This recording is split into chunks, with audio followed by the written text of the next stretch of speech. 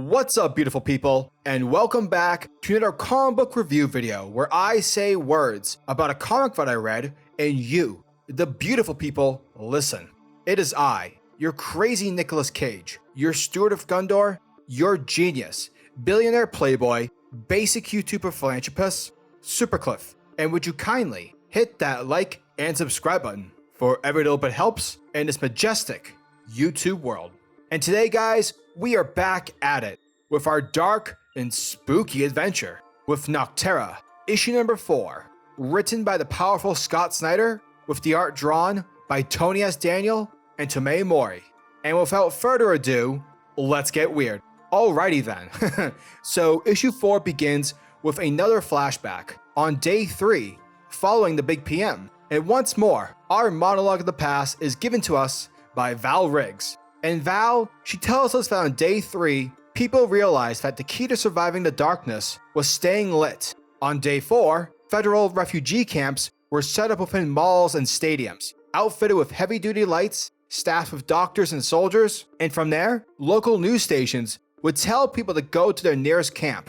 And if they didn't have any transportation, then they would have to wait until the military was finished conducting their sweeps, so that they could be found and be transported safely. Now, as day after day came and went, word got out that a lot of these camp centers had collapsed, and on day 6, it was the day when all broadcasts had stopped. And with that, the concept of days became irrelevant, since it was always dark. Therefore, seeing that no help was coming their way, Val begins packing up her bag, and she tells M that they're leaving, and that it's time to find a safer place. Now remember, while this is all being said and done, their parents, who we know from the previous issue were infected with the darkness, are trapped down in the basement, and their language at this point isn't even comprehensible. Now Amoy, he doesn't want to leave. He still has hope that the military will come around and save them. But with Val being such a positive person, sarcasm, she straight up tells M that both mom and dad are turning, and they're getting stronger. And so eventually they're going to break down the door at any given moment.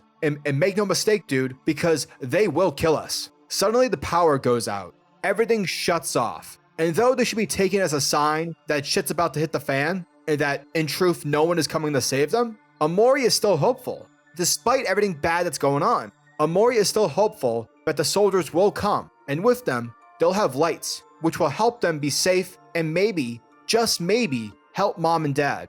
Next we pan away towards the future, the present day, where we see M, who's turning into a shade, his transformation being nearly complete.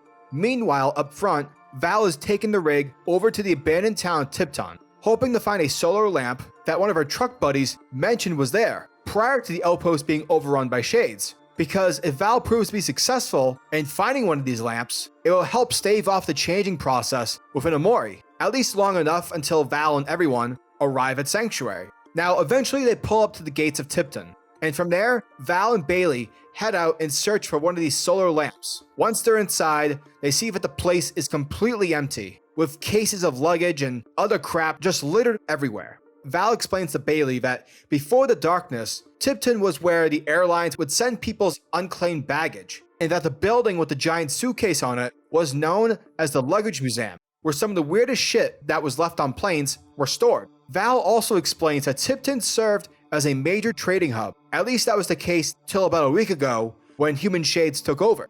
And so, as the pair continue onward, they're suddenly attacked by a scavenger shade, which is a shade that's made up from a coyote. Now Val, she easily kills it, but the only downside to this is that it's widely known that if you encounter a scavenger shade, then it's more than likely that there are others, because they hunt in packs. Therefore, they need to move fast and find that solar lamp quick. Eventually, after a bit of perusing around and, looking at the cases of shadefish, Val is able to find a solar lamp. Afterwards, Val and Bailey make their way towards the rig. And once they open the back hatch, we see a possessed Amori jump immediately out from the hatch and begin to attack Val and Bailey. But luckily, Val's quick to respond, because once Amori jumps at them, she lifts up the lamp and blasts him, forcing him to fall back. But it also helps recede the infection. And though it doesn't technically cure M, it's at least enough to bring M back to his normal self, buying him enough time for them to get to Sanctuary, where from there, they can cure M once and for all, using from what Augustus claimed real sunlight.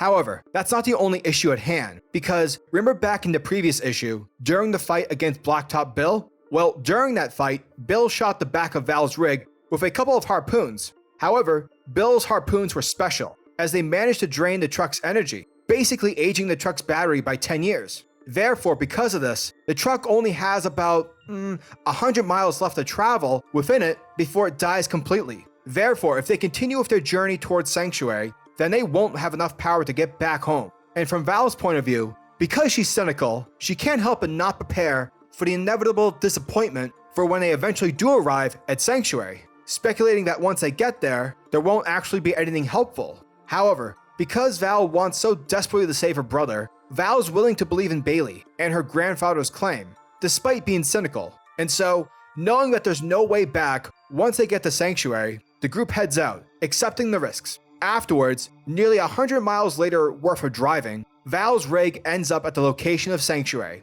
But nothing's here. There's no walls, there's no buildings.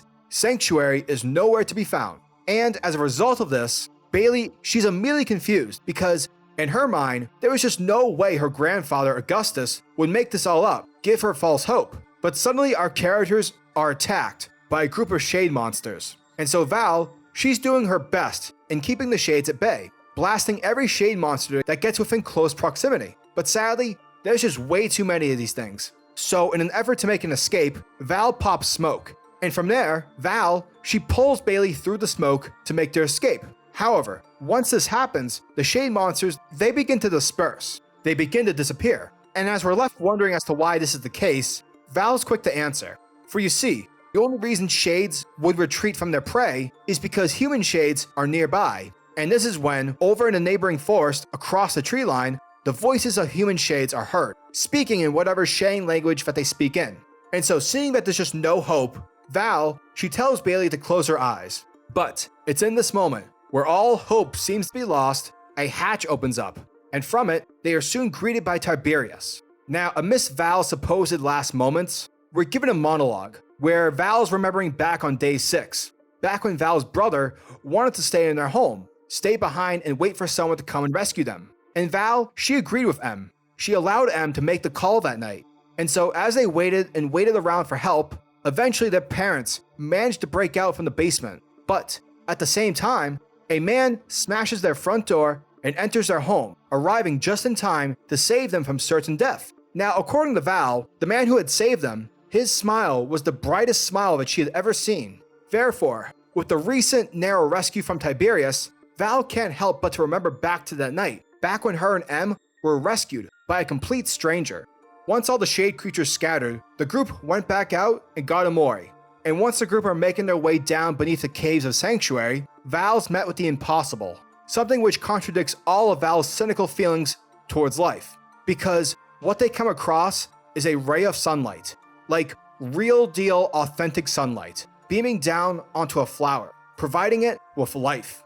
And that was Nocterra, issue number 4. And once more, Scott Snyder and his creative team deliver another successful issue, this time focusing on how much life sucks, how life can be a struggle. That glimmer of hope, the possibility in obtaining something good is actually possible.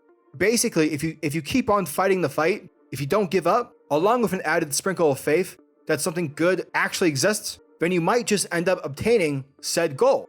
And that's always a fantastic struggle to have your characters undergo. And Snyder, he delivers the whole concept of hope masterfully within this issue. I thought the world building in this issue was great, especially the rules revolving around the hierarchy of the shade monsters. That was pretty dope. It was also quite terrifying. Like just the sheer amount of fear that human shades give is really unsettling, and it makes me exceptionally curious as to what the final transformation of these things look like. The art by Tony S. Daniel and Tomei Mori continues to deliver horrifying imagery. Most noticeably was the appearance of the shade scavengers. Creepy shit, you guys. Plus the colors in this are fantastic. Mori continues to highlight the effects of the red energy clouds whenever Val is in combat and is shooting off her guns. Truly some great stuff. Overall, Nocterra issue number 4 brings a ray of hope to this terrible world, providing us with a message that despite all the odds that are stacked against you, don't give up. Because in truth, you might be closer towards obtaining your goal than you may have originally thought. Just keep on fighting. Nocterra issue number 4 gets a 9 out of 10.